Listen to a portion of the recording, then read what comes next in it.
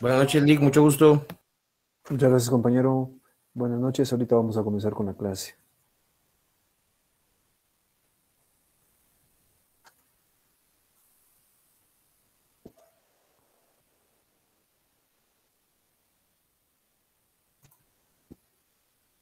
Voy a compartir la diapositiva, compañeros, del día de hoy.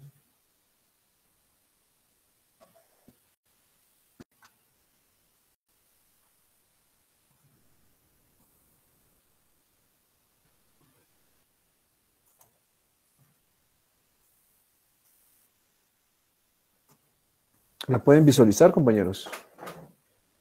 Así es, licenciado. Excelente, muchas gracias. Muy bien, compañeros. Entonces, vamos a...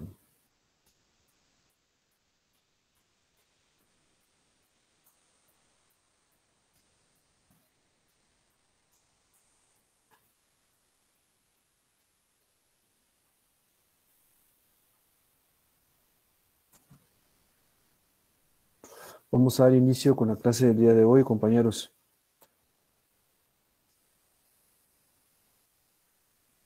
Muy buenas noches. El día de hoy vamos a platicar un poco sobre la historia de los contratos, compañeros. El contrato es una figura muy antigua, compañeros, tan antigua como la humanidad misma, derivada de las mismas acciones que en determinado momento el hombre ha realizado. Entonces, en un inicio, cuando comenzó el comercio, entonces empezaron a surgir una serie de circunstancias y situaciones que hicieron necesaria que se regularizara jurídicamente este tipo de actividades. El hecho de que en determinado momento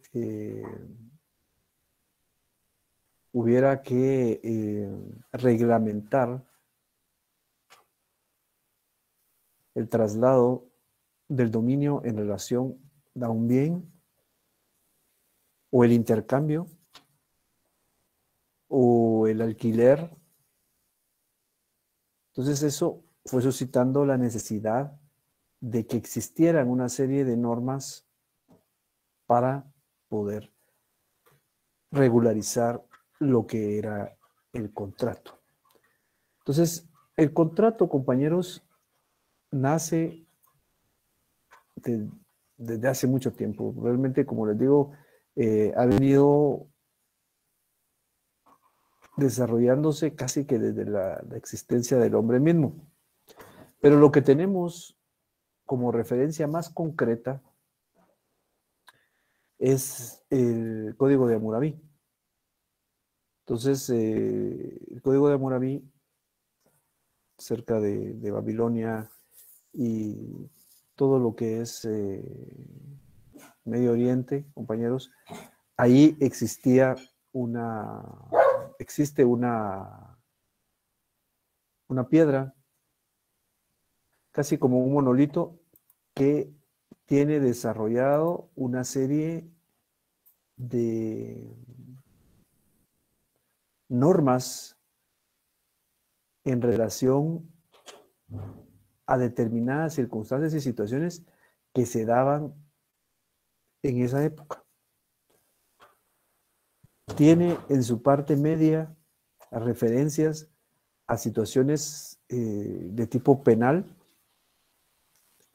por delitos en los que se puedan incurrir, pero también hace referencia a arrendamientos ya en esa época, a contratos de arrendamiento, contratos de alquiler. También hace referencia a situaciones en las cuales se involucra el préstamo de dinero. O sea, se ha dado dinero. Entonces, en determinado momento si se ha dado dinero, entonces hay una serie de normas que regulan eso. Entonces, ¿qué va a pasar si se ha dado dinero, si no se paga? Entonces, ahí lo que podríamos enmarcar es el contrato de mutuo. Pero es en Roma, compañeros, en donde realmente comienza la evolución del contrato. Roma era una cultura jurídica.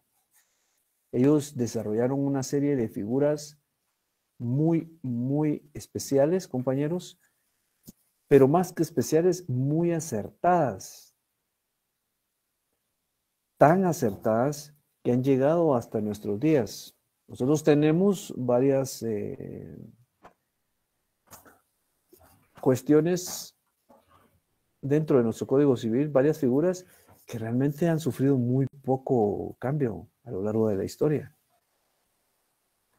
Entonces, en Roma, con esa iniciativa que tenían de desarrollar figuras jurídicas, es donde también aparece también el contrato, pero es aquí donde empieza a evolucionar.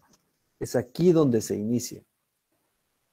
Entonces, donde se inicia la evolución, es decir, empieza a caminar. Ya habían algunos antecedentes, como les decía, el Código de Hammurabi. Hay dentro de muchas cosas que nosotros vamos a ver, y creo que ustedes han visto, muchos latinazos, es decir, hay varias palabras que están en latín. ¿Por qué están en latín? Recordemos que Roma era una potencia, era la máxima potencia económica, bélica de su tiempo. El idioma que utilizaban era el latín. Entonces, al igual como sucedió con Estados Unidos, que en la actualidad es la máxima potencia, se impuso el inglés, ¿verdad? De alguna manera para transacciones comerciales, o como cuando España era el imperio dominante, ¿verdad? El imperio español, el imperio donde no se pone el sol, decían, porque tenía tantas colonias, era el idioma español. Entonces, resulta que la influencia romana dentro de la legislación jurídica es tan fuerte que hay ciertas palabras que todavía se siguen expresando en latín. Es por eso que tenemos tantos latinazos, compañeros. Entonces, volviendo a Roma, en relación al contrato. Entonces, dentro de esta evolución de los contratos, Roma utilizaba dos figuras, básicamente. Tenía los contratos, que eran acuerdos de voluntades, pero que producían efectos jurídicos, pero tenían coercibilidad. Es decir, si había algún contrato que no se cumplía, entonces sí había manera de hacerlo cumplir. En cambio, los pactos no. Los pactos, pues se llegaba a un acuerdo, pero si el deudor no quería pagar, no pagaba. Realmente no había forma de hacerlos cumplir, de que en determinado momento se pudiera efectuar alguna presión para que se cumpliera con la obligación que se generaba. Para tenerlo un poquito más claro, compañeros, dentro del acuerdo de voluntades que se conocía como contrato en Roma, había una división, que eran los contratos verdaderos, donde había un consentimiento expreso, y los cuasicontratos, que eran basados en un consentimiento presunto. Pero aún así generaban obligaciones que debían o podían ser exigidas en su cumplimiento. Para tener un poquito más claro esto, les comento dentro de Roma existía una especie de división en relación a los contratos. Estaban los contratos verbis. Los contratos verbis eran aquellos en los cuales existían palabras solemnes para que pudiera nacer a la vida jurídica el contrato.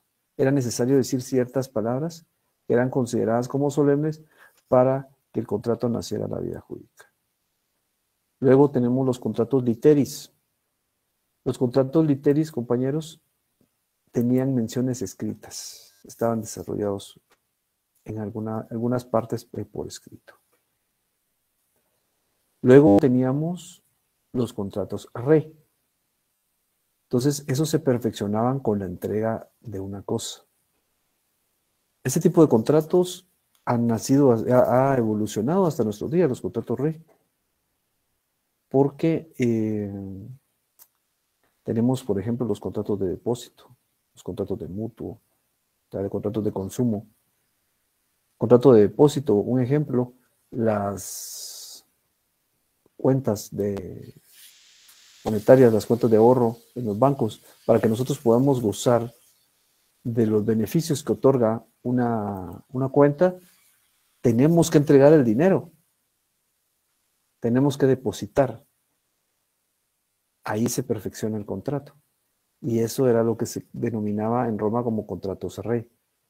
Ahí no había beneficios, sino hasta que se entregaba la cosa. Y por último, estaban los contratos consenso. Es decir, había un consentimiento por parte de las partes. O sea, había un acuerdo. Entonces esto generaba que con ese consentimiento pues ya nacieran a la vida jurídica. Dentro de estos contratos está el contrato de compraventa y el contrato de arrendamiento. ¿Por qué les menciono esto, compañeros? Este esquema que tenían los romanos en relación a la división de contratos que ellos manejaban. Se los comento porque si dentro de este esquema que ellos tenían,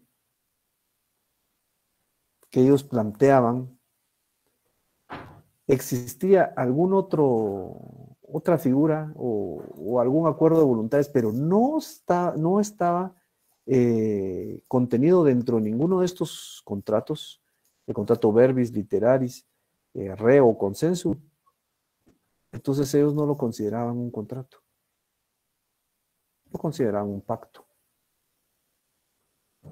Entonces ahí ya solo había un acuerdo de voluntades, pero no había coercibilidad. Coercibilidad es la obligación para hacer cumplir una obligación, la fuerza para hacer cumplir una obligación.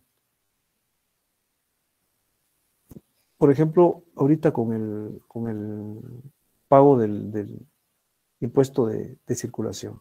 Si yo no lo pago, me pueden obligar a que lo pague porque pueden imponerme multas o incluso hasta quitarme el carro o el vehículo. Entonces ahí hay fuerza para poder hacer cumplir la obligación. De eso carecían los pactos. Los pactos eran acuerdos de voluntades, pero donde no había coercibilidad. Si yo quería, cumplía, y si no, no. En cambio, los contratos no. Tanto los contratos verdaderos como los cuasicontratos, había que cumplirlos. Entonces, como podemos observar, compañeros, ahí se empezó a generar y a gestar una división y una esquematización en relación a los elementos que deben de tener los contratos. Se vio la necesidad de poder, de regular las acciones que daban origen a un contrato. Entonces, eso inició que estos elementos tan necesarios para poder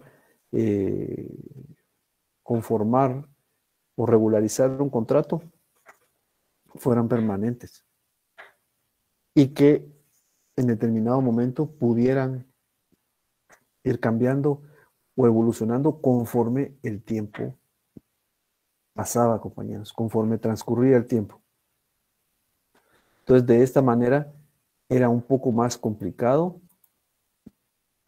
no tomar en consideración un contrato, porque ya había un esquema jurídico que respaldaba esa situación.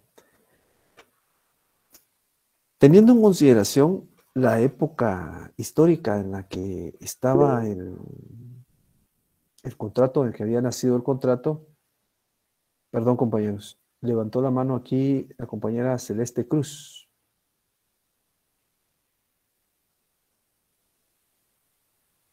¿Para hacer alguna pregunta? Lic, buenas noches. Sí, buenas noches. ¿Podría, por favor, volver a repetir el segundo tipo de contrato de Roma? Literaris o algo así, no le escuché muy bien. Literis con doble T, porque tenía menciones escritas. ¿Y cuál es la diferencia entre ese y el anterior? Es que el anterior era oral. Ah, muy bien. Gracias, Lic. De nada, compañera. Entonces continuamos. Teniendo en consideración la época en la que surgió el Imperio Romano, en esa misma época, compañeros, surge una persona muy especial y que empieza a platicar y a desarrollar una nueva religión que está basada en el amor, compañeros. A eso se le conoce o se le denominó como cristianismo. El cristianismo es una religión, todos lo sabemos, pero ha sido tan fuerte que ha tenido influjo también en la legislación. Entonces, ¿cuál es el influjo que tuvo este tipo de religión dentro de la ley? Como lo que se pregonaba era el amor, entonces surge la buena fe, compañeros. Es decir, vamos a actuar de una buena manera, vamos a comparecer a celebrar un contrato no de manera malévola, no vamos a tratar de aprovecharnos de la otra persona, no lo vamos a estafar, siendo un poquito más concretos, sino que vamos a desarrollar un contrato en los mejores términos.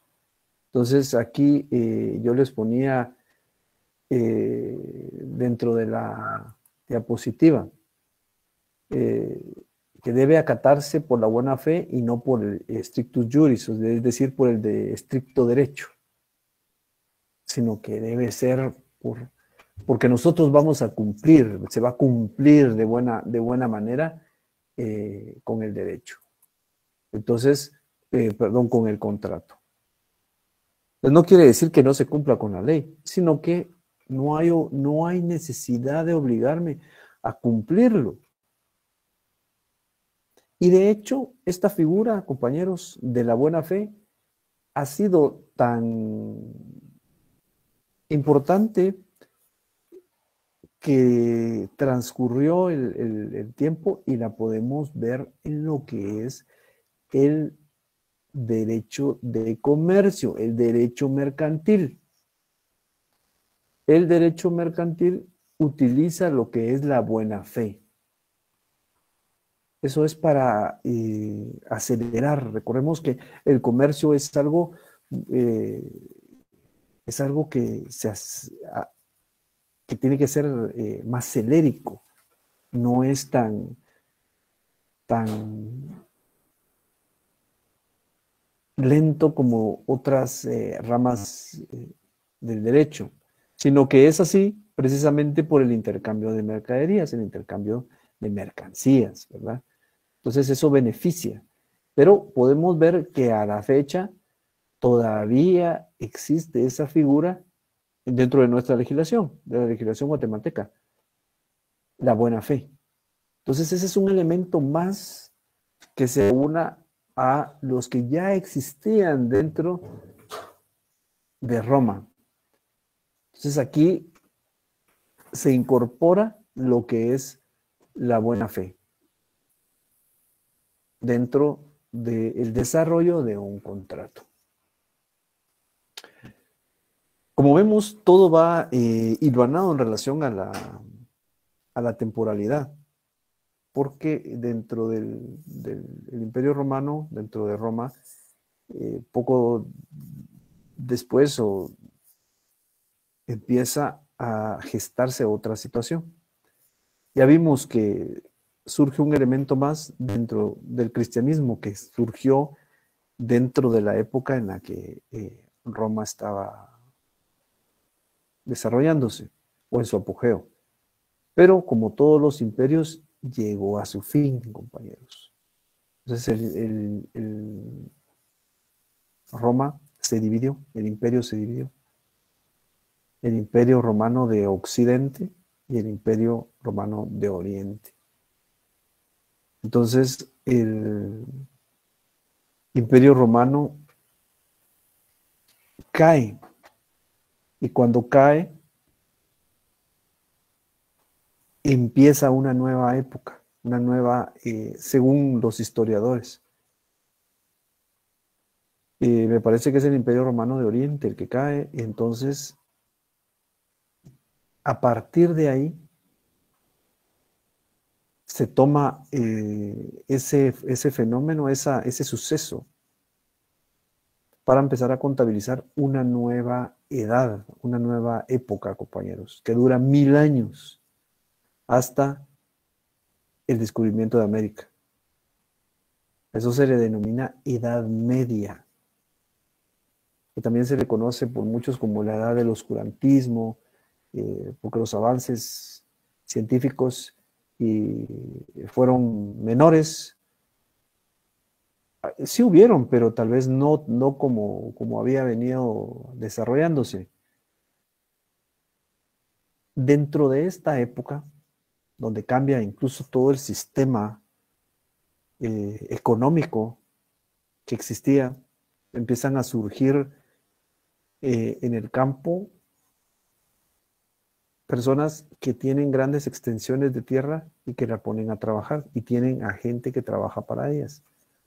Para ellas, perdón. Estas personas se les denomina señores feudales, porque las extensiones de tierra que poseían se les denomina feudos.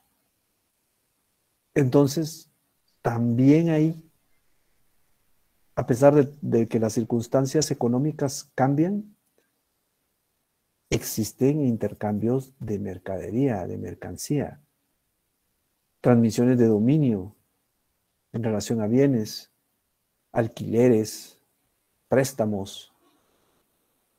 Entonces, empieza la necesidad de seguir legislando esta situación. El problema con el derecho romano es que para ese momento se le veía como algo que iba en contra de la religión, porque los libros que surgieron durante Roma, durante el periodo de Roma, se consideraban por la religión como sacrílegos, porque hacían referencias no a Dios, sino a otras deidades, o simplemente no hacían referencia. Pero hubieron algunos frailes que se encargaron de analizar estos libros e hicieron apuntes. Y eso sí trascendió. Y ha llegado prácticamente hasta nuestros días. A estos frailes se les llamaba glosadores, porque ellos sí percibían la importancia de lo que contenían esta literatura. Y también los reyes en ese momento empezaron a darse cuenta que es necesario tener una reglamentación dentro del Estado que pueda legislar lo que es la contratación. Y dentro de la Edad Media, uno de los ejemplos más claros es el rey Alfonso X de Castilla. Castilla era uno de los reinos que integraban o que se encontraban dentro de la península ibérica. Luego se unieron y nació España. Entonces, este rey emitió un código que se llamaba las 7 partidas del rey Alfonso X. Entonces, dentro de estas 7 partidas, la 5ª partida que contenía este código hacía referencia a los contratos. ¿Por qué? Porque era importante. Es dentro de la cotidianidad, compañeros. El hecho de que en algún momento se quieran contraer obligaciones y obtener derechos dentro de un acuerdo de voluntades, es necesario que esté regulado, y esto lo pudieron establecer también en la Edad Media. Entonces ya vemos que va evolucionando, va caminando desde Roma, incluyendo el cristianismo, hasta llegar a la Edad Media. Que por muy pocos avances científicos que haya tenido, por lo menos algunos avances jurídicos sí hubieron, y este es uno de ellos. Luego, con el descubrimiento de América, los historiadores dicen que hasta ahí llegó la Edad Media. Entonces surge otra época. Una época en la cual empiezan a existir descubrimientos, empiezan a desarrollarse una serie de situaciones de tipo científico también, porque surge una serie de situaciones y circunstancias que hacen ver a la Edad Media como una época en la cual los avances fueron menores, ¿verdad? Entonces, viene una situación muy especial en Francia. Francia había tenido monarquía, al igual que muchos países europeos, que algunos todavía la poseen, pero habían habido algunos excesos por parte de la monarquía. Entonces, estalla la Revolución Francesa. En 1789, compañeros. Estalla la Revolución Francesa y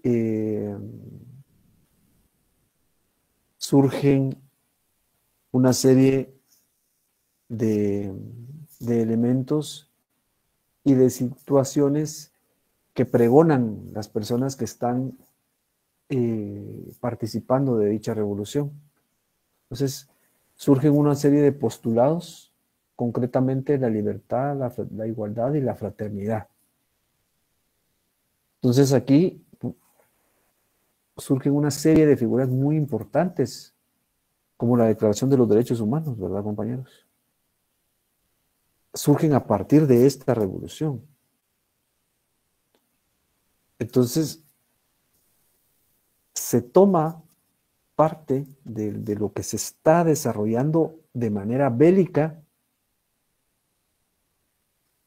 y se traslada al sistema jurídico y empiezan a hacer observaciones en relación al sistema jurídico que se desarrollaba en esa época. ¿Qué quiero decir con esto? Los postulados de la Revolución Francesa, libertad, fraternidad, igualdad, se aplican, compañeros, se trasladan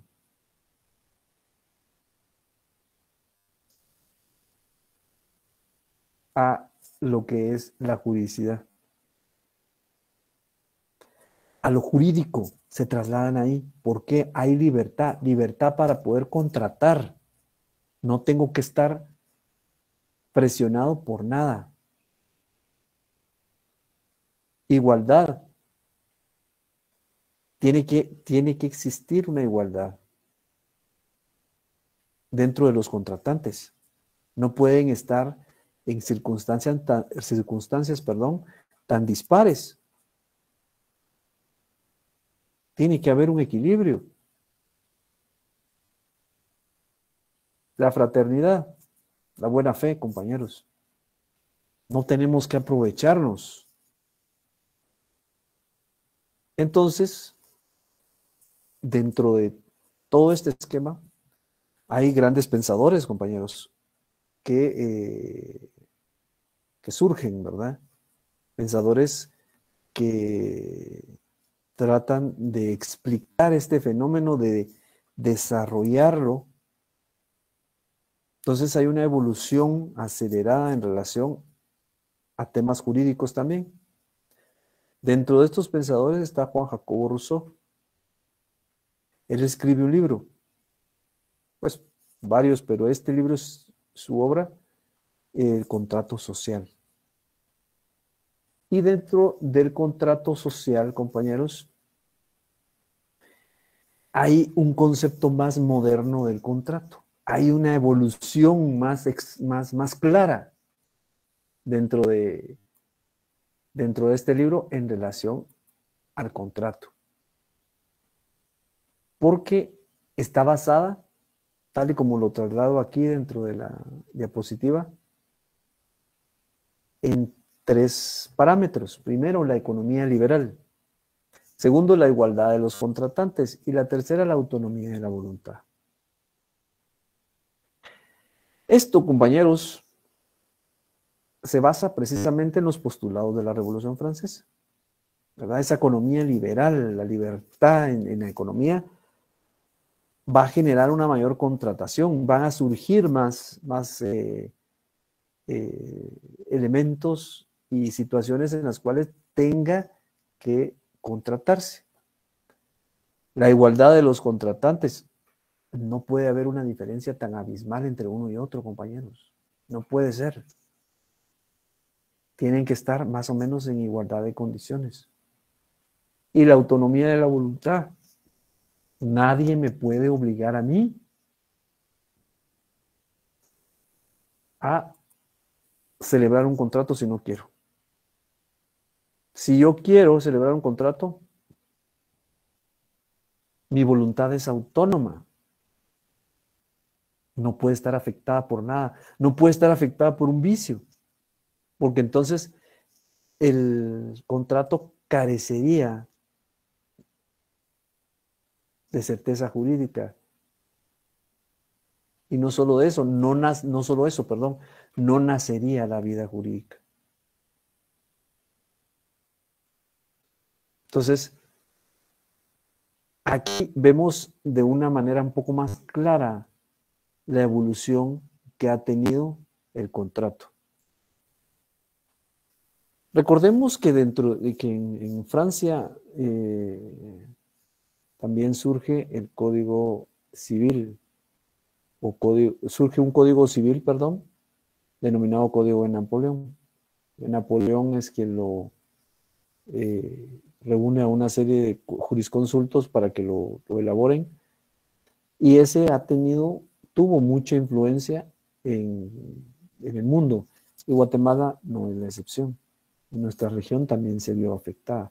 Entonces podemos observar aquí cómo a lo largo de la historia el contrato, la figura del contrato ha evolucionado, compañeros, y se ha visto afectada por una serie de circunstancias, pero las circunstancias históricas también generan en determinado momento nuevos elementos que pueden aportarse al contrato. Así como en Roma, con su carácter imperialista, conquistador, esas circunstancias venían y afectaban a los elementos del contrato, también con las situaciones que se dieron posteriormente, se pudo evolucionar porque se incorporaron nuevos elementos y los que tenían se adaptaron a las nuevas circunstancias. Entonces, partiendo de esto, compañeros, teniendo en consideración esta situación, nosotros podemos decir que el concepto moderno de contrato es cuando dos o más personas comparecen y sus voluntades se ponen de acuerdo para que puedan obligarse. Es decir, puedan obligarse a poder generar una obligación para poderla modificar o para poderla extinguir. Eso es el contrato, teniendo en consideración la evolución que ha tenido, compañeros. Entonces, en la clase anterior decíamos que el contrato era un negocio jurídico bilateral porque comparecían dos o más personas, dos o más voluntades. Entonces, derivado de eso, también nosotros podemos tener un concepto más moderno de lo que es el contrato. Porque es un acuerdo de varias voluntades, compañeros. Varias voluntades se ponen de acuerdo. Y los interesados se obligan a que nazca una obligación, que se modifique la obligación o que se extinga. Entonces, como podemos ver, compañeros, el contrato también se ha visto afectado por la serie de circunstancias, tanto sociales como económicas, que en determinado momento afectan a la humanidad. Entonces, como tenemos en consideración que depende de donde esté, del entorno donde se esté realizando, así van a haber algunas situaciones muy puntuales que se aplicarán a un contrato. ¿Tienen alguna duda de esto, compañeros? ¿Alguna inquietud? ¿Alguna observación? Siempre es importante tener en consideración la historia, compañeros, para poder entender un poco mejor por qué es que surgen algunas figuras jurídicas, ¿verdad? ¿Por qué se les da tanto realce? ¿Por qué se les da tanta importancia? ¿Tienen alguna duda, compañeros? No, Muy bien, licenciado, por el momento no. Muy bien, compañeros, les agradezco. Entonces yo dejaría la clase del día de hoy hasta aquí. Nos veríamos el día martes a esta misma hora y por esta misma vía, compañeros. Entonces que pasen una feliz noche, compañeros. Que Dios me los bendiga. Nos vemos el día martes. Feliz noche, Feliz noche, compañeros. licenciado. Buenas noches, Nick. Chao.